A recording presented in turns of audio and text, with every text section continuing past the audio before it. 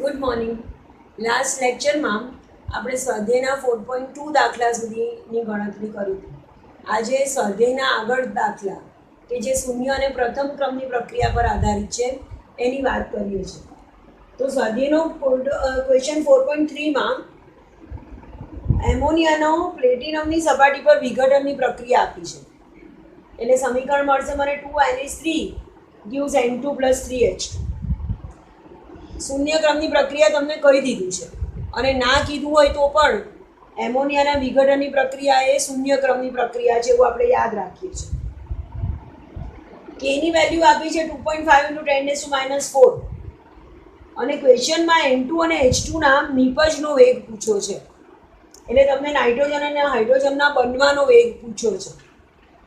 તો આપણે વિકલનીય વેગ સમીકરણ લખીએ છીએ તો વેગ બરાબર આ સમીકરણ પ્રમાણે -1/2 પ્રક્રિયક માટે માઇનસ લખ્યો અને એનું જે તત્વયોગમિતિ પ્રમાણ છે એ છેદમાં જાય એટલે -1/2 dNH3/dt = નિપજ માટે પ્લસ અને તત્વયોગમિતિ ગુણાંક 1 છે એટલે dN2/dt અને = 3H2 માટે લખીશું 1/3 dH2/dt. હવે બીજું એક તો એ શૂન્ય ક્રમની પ્રક્રિયા છે. એટલે શૂન્ય ક્રમની પ્રક્રિયા માટે વેગ બરાબર વેગ નિયમ પ્રમાણે k × r⁴ એટલે જે k છે એ જ પ્રક્રિયાનો વેગ છે શૂન્ય ક્રમની પ્રક્રિયા માટે. અને k ઓલરેડી આપણને આપી દીધો છે 2.5 × 10⁻⁴. એટલે પ્રક્રિયાનો વેગ કેટલો છે 2.5 × 10⁻⁴. હવે નાઇટ્રોજન બનવાનો વેગ એટલે dN2/dt = વેગ. તો વેગ = 2.5 × 10⁻⁴ જે પણ છે એ જ નાઇટ્રોજનનો બનવાનો વેગ છે. અને હાઇડ્રોજનનો બનવાનો વેગ પૂછ્યો છે તો આપણે લખ્યું અહીંયા 1/3 dH2/dt. વેગ કેટલો છે? વેગ આપણે 2.5 × 10⁻⁴ = 1/3 dH2/dt. એટલે હાઇડ્રોજનની બનાવટના વેગ માટે 2.5 × 10⁻⁴ વેગને 3 વડે ગુણવા પડે.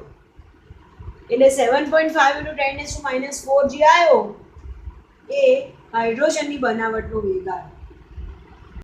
સ્વાધ્યાયના 4.4માં ડાયમિથાઇલ ઇથર એટલે CH3OCH3 એનું વિઘટન આપ્યું છે કે CH4H2 અને CO માંથી બનાવટમાં પરિણમે છે.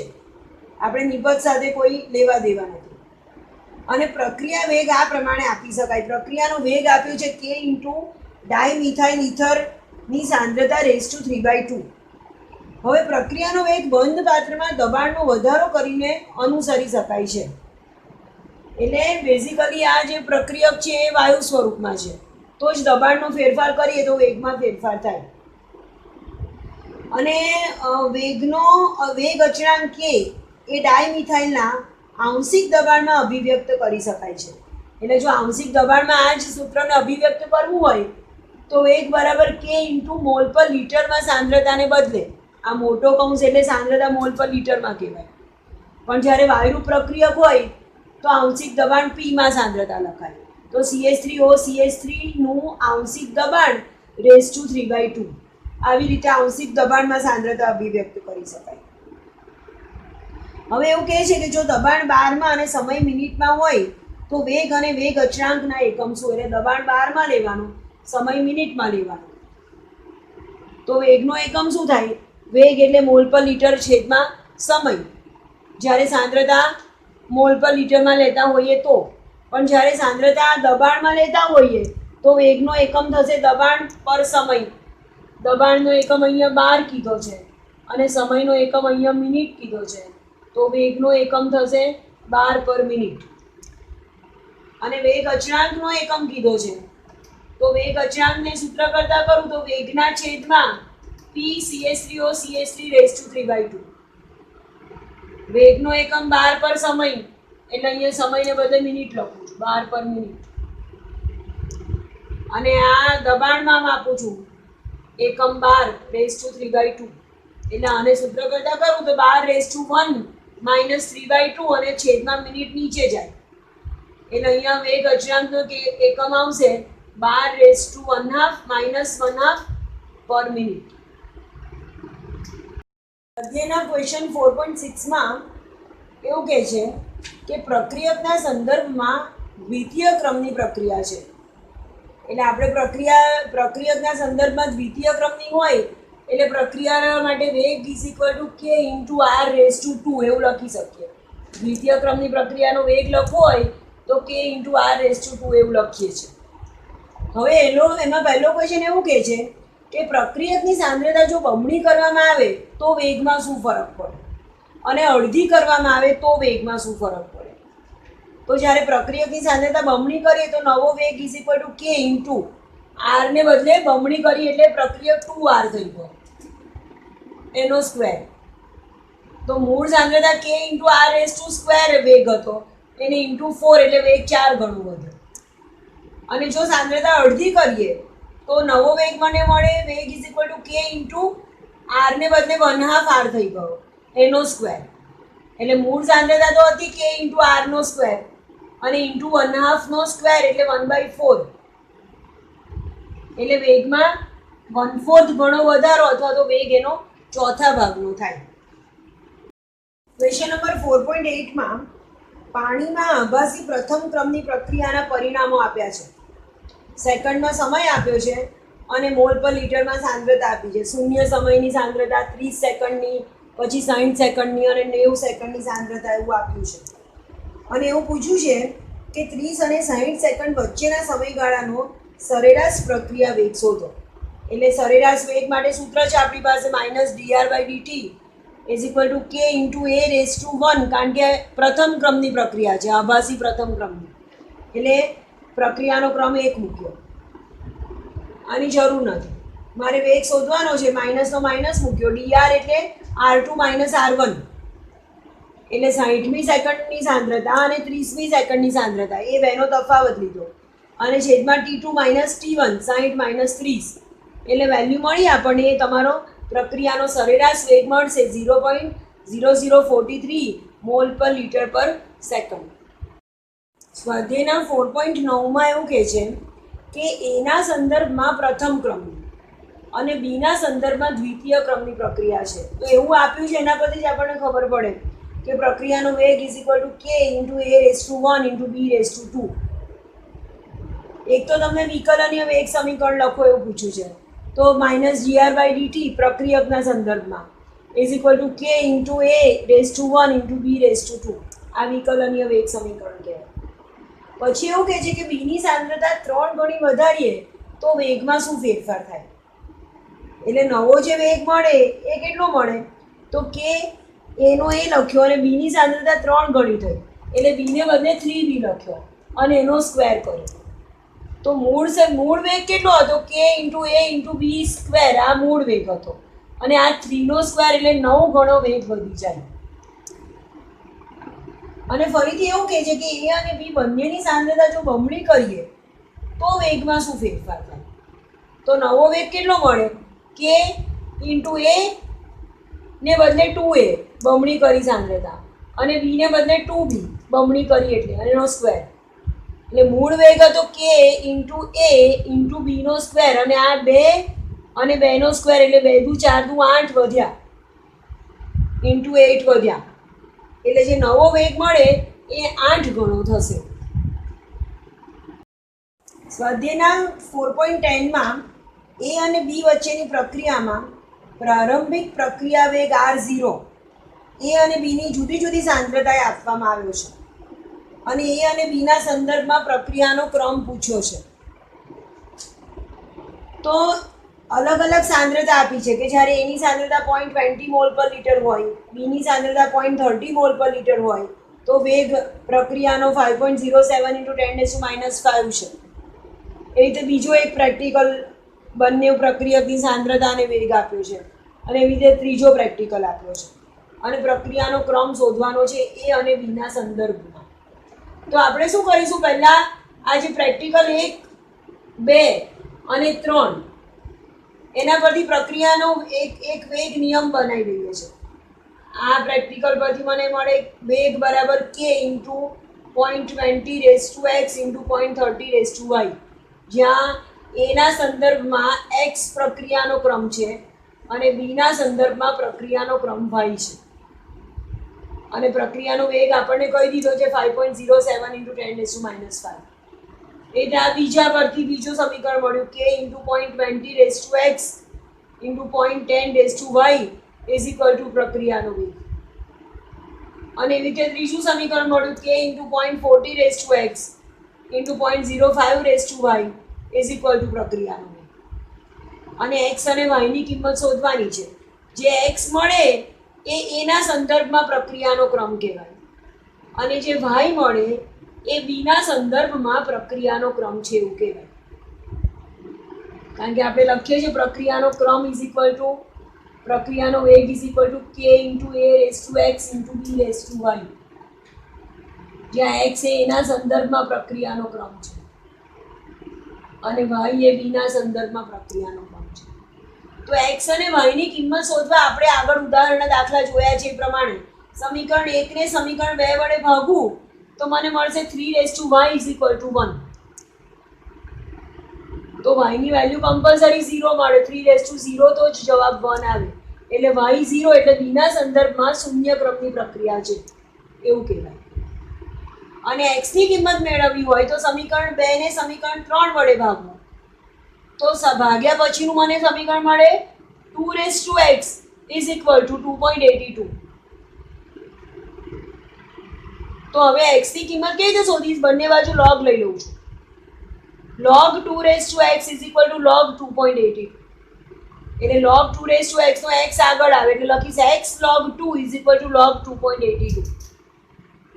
log 2 ની વેલ્યુ મળશે 0.3010 એટલે x × 0.3010 અને log 2.82 મળશે 0.4487. અને x ને સૂત્ર કરતા કરીશ તો x 1.5 મળશે. એટલે પ્રક્રિયક a ના સંદર્ભમાં 1.5 ક્રમની પ્રક્રિયા કહેવાય અને b ના સંદર્ભમાં શૂન્ય ક્રમની પ્રક્રિયા કહેવાય. સ્વાધ્યાયના 11મા દાખલામાં આપણે સમીકરણ આપ્યું છે 2a + b = c + b અને 4 અલગ અલગ પ્રયોગો આપ્યા છે કે જેમાં a ની અલગ અલગ સાંદ્રતા આપી છે, b ની અલગ અલગ સાંદ્રતા આપી છે અને જે તે a અને b ની સાંદ્રતાએ b ની બનાવટનો વેગ આપ્યો છે એટલે પ્રક્રિયાનો વેગ આપ્યો છે અને વેગ નિયમ અને વેગ અચળાંક k શોધવાના છે. હવે વેગ નિયમ શોધવા માટે a ના સંદર્ભમાં કયા ક્રમની પ્રક્રિયા છે અને b ના સંદર્ભમાં કયા ક્રમની પ્રક્રિયા છે એ શોધવું પડે. તો આ જે 4 પ્રેક્ટિકલ આપ્યા છે, પ્રાયોગિક વેલ્યુ આપી છે, એના પરથી આપણે આના પહેલાના દાખલામાં ગણ્યું એવી રીતે 4 સમીકરણ બનાવું છું. વેગ 6 × 10⁻³ = k × 0.1x અને 0.1 બીની સાંદ્રતા y. એવી રીતે 4 સમીકરણ બનાવું છું અને એ 4 સમીકરણનો ઉપયોગ કરીને મારે x અને y ની કિંમત શોધવાની છે. તમે કોઈ પણ સમીકરણને બીજા કોઈ પણ સમીકરણ વડે એવી રીતે ભાગી શકો કે જેથી x અને y મળે. તો હું x ની કિંમત શોધવા માટે સમીકરણ 1 ને સમીકરણ 4 વડે ભાગું છું કારણ કે અહીંયા y ની કિંમત 0.1y 0.1y ભાગાકારમાં ઉડી જશે એટલે મને x ની કિંમત મળશે. તો એક સમીકરણ 1 ને સમીકરણ 4 વડે ભાગીશ તો 1/4x = 0.6/2.40 છેલ્લે મળશે મને. એટલે 0.25x = 0.25 એટલે x ની વેલ્યુ 1 મળશે. x 1 મળ્યું એટલે સમીકરણ પ્રક્રિયક a ના સંદર્ભમાં એ પ્રથમ ક્રમની પ્રક્રિયા છે એવું કહેવાય. અને y ની વેલ્યુ શોધવા હું સમીકરણ 2 અને 3 નો ભાગાકાર કરું છું કારણ કે સમીકરણ 2 અને 3 માં 0.3x ઉડી જશે, આ પદ ઉડી જશે અને મારે y શોધવું છે. એટલે સમીકરણ 2 ને સમીકરણ 3 વડે ભાગું તો છેલ્લે મને મળશે 1/2y = 0.25 એટલે 0.5² = 0.25 આવે એટલે y ની કિંમત મને 2 મળશે. તો આવી રીતે x 1 મળ્યો, y 2 મળ્યો. a ના સંદર્ભમાં પ્રથમ ક્રમની પ્રક્રિયા અને b ના સંદર્ભમાં દ્વિતીય ક્રમની પ્રક્રિયા છે. તો વેગ નિયમ આપણે લખી શકીએ k × a⁴ અને b⁴ કારણ કે એના સંદર્ભમાં પ્રથમ ક્રમની અને b ના સંદર્ભમાં દ્વિતીય ક્રમની પ્રક્રિયા છે. હવે વેગ અચળાંકની ગણતરી કરવી હોય તો કોઈ પણ એક સમીકરણમાં કિંમત મૂકી દઉં છું. ધારો કે પહેલા સમીકરણમાં કિંમત મૂકું તો વેગ બરાબર k into a raise to 1 into b raise to 2 માં વેગ આપી દીધો છે 6 into 10 raise to -3. A 0.1 mall પર લીટર છે અને બી પણ 0.1 મોલ પર લીટર છે અને કે ને સૂત્ર કરતા કરીશ તો મને વેગ અચળાંક કે નું મૂલ્ય મળશે. સ્વાધ્યાયનો ક્વેશ્ચન 4.12 એમાં એ અને બી વચ્ચે પ્રક્રિયા થઈ અને નિપજ મળે છે અને એના સંદર્ભમાં પ્રક્રિયા પ્રથમ ક્રમની છે અને બીના સંદર્ભમાં શૂન્ય ક્રમની છે. એટલે આપણે વેગ નિયમ લખી શકીએ વેગ is equal to k into એના સંદર્ભમાં પ્રથમ ક્રમની પ્રક્રિયા અને બીના સંદર્ભમાં શૂન્ય ક્રમની પ્રક્રિયા. એટલે આ બી રેસ ટુ 0 1 થઈ ગયો તો વેગ is equal to k into A raise to 1 આવું મળ્યું મને. હવે આપણને 4 પ્રયોગ કરીને આપ્યા છે કે એની સાંદ્રતા 0.1 હોય બીની સાંદ્રતા 0.1 હોય તો વેગ આટલો છે. હવે બીજામાં તમને બીની સાંદ્રતા ને વેગ આપ્યો છે ને એ શોધવાનો છે, એની સાંદ્રતા શોધવાની છે. એવી રીતે ત્રીજામાં વેગ શોધવાનો છે અને ચોથામાં પણ એની સાંદ્રતા શોધવાની છે. તો આપણે શું કરીશું કે આખી પ્રક્રિયાનો કે શોધી નાખું છું. મને ખબર છે વેગ બરાબર k into A raise to 1 અને આમાં તો મને પહેલા પ્રયોગમાં તો મને એની સાંદ્રતા બીની સાંદ્રતા અને વેગ બધું જ આપ્યું છે. તો કેને સૂત્ર કરતા કરું કે બરાબર વેગ છેદમાં એની સાંદ્રતા અને સૂત્રમાં કિંમત મૂકું વેગ 2 ઇન્ટુ 10 રેસ ટુ -2 અને એની સાંદ્રતા 0.1 એટલે મને કેની વેલ્યુ મળી 0.2 મિનિટ ઇન્વર્સ. એટલે આ બધામાં કે તો કોમન, વેગ અચળાંકની વેલ્યુ તો એક પ્રક્રિયા માટે અચળ જ રહેશે. હવે આ બીજા પ્રયોગમાં એની વેલ્યુ શોધવાની છે તો ફરીથી સૂત્ર એનું એ જ વાપરું છું વેગ બરાબર કે ઇન્ટુ એને સૂત્ર કરતા કરું છું એટલે એની સાંદ્રતા મળી જશે. ત્રીજા પ્રયોગમાં વેગ નથી ખબર તો વેગને સૂત્ર કરતા કરું છું એના એક સૂત્રમાં તો વેગ મળશે અને ફરીથી ચોથા પ્રયોગમાં એની સાંદ્રતા નથી ખબર, સૂત્ર તો એનું એ જ છે વેગ બરાબર કે ઇન્ટુ એ. વેગ નિયમ તો એની જે તે પ્રક્રિયા માટે એનું એ જ રહે. કેની વેલ્યુ ખબર છે, વેગ ખબર છે, ખાલી એની મોલ પર લીટરમાં સાંદ્રતા નથી ખબર. એને સૂત્ર કરતા કરીએ એટલે એની વેલ્યુ પણ મળી જશે. સ્વાધ્યાયના 13મા દાખલામાં પ્રથમ ક્રમની પ્રક્રિયાનો વેગ અચળાંક તમને આપ્યા છે. 3 વેગ અચળાંક આપ્યા છે. એક વખત 200 સેકન્ડ ઇન્વર્સ આપ્યો છે, એક વખત 2 મિનિટ આપ્યો છે વેગ અચળાંક અને એક વખત 4 વર્ષ આપ્યો છે અને અર્ધ આયુષ્ય સમય શોધવાનું છે. અને આપણને ખબર છે પ્રથમ ક્રમની પ્રક્રિયા માટે અર્ધ આયુષ્ય સમય t1/2 is equal two 0.693/k. એટલે ત્રણેય વખત સૂત્રમાં કિંમત મૂકીશું એટલે આપણને t1/2 ની વેલ્યુ મળશે. MCQ માટે આ ટાઈપના દાખલા પૂછાઈ શકે. 14મા દાખલામાં એવું કહે છે કે C14 ના રેડિયો એક્ટિવ ક્ષયનનો અર્ધ આયુષ્ય સમય 5730 વર્ષ છે. એટલે t1/2 C14 માટે આપ્યો છે 5730 વર્ષ. એક પુરાતત્વિક કૃત્રિમ વસ્તુ જીવિત વૃક્ષમાં મળેલા C14 ના માત્ર 80% કાસ્ટ ધરાવે છે.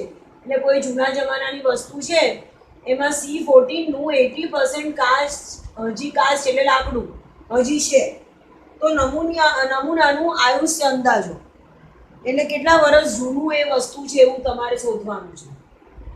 તો C14 નું ક્ષયન એટલે રેડિયો એક્ટિવ ક્ષયન થાય એટલે પ્રથમ ક્રમની પ્રક્રિયા છે અને નમૂનાનું આયુષ્ય એટલે ટી સમય શોધવાનો છે. એટલે આપણે પ્રથમ ક્રમની પ્રક્રિયા માટે સમય શોધવા માટે સૂત્ર વાપરીશું t is equal two 2.303/k log r0/r1.